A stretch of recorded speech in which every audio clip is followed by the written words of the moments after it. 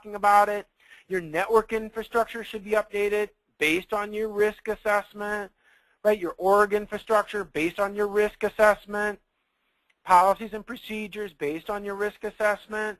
The scope of your vulnerability assessment. Many of you banks hire somebody and say, do a vulnerability assessment.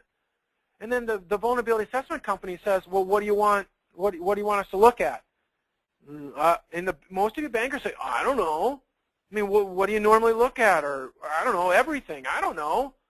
Well, what you want to say is, here's a copy of my risk assessment.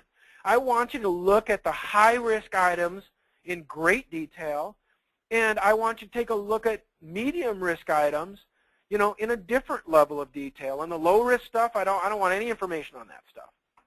Again, so the risk assessment should be driving the scope of the vulnerability assessment, and those vulnerability assessment results should be feeding back into the IT committee. You see how that works? Okay, the pen test, same thing. Most of you hire a pen test company and say, do a pen test.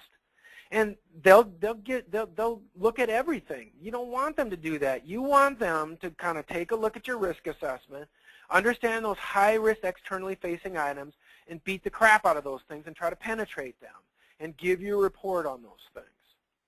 Okay? Security awareness program. How many of you create content annually for your security awareness program where you pull your employees into the conference room, have pizza for 15, 30 minutes, watch them fall asleep, and have them sign something and let them leave? Well, if you're doing that, how are you coming up with your content? Well, let me tell you how you should be coming up with the content. From your risk assessment. That's right. The risk assessment identifies those threats that those tellers, those loan officers,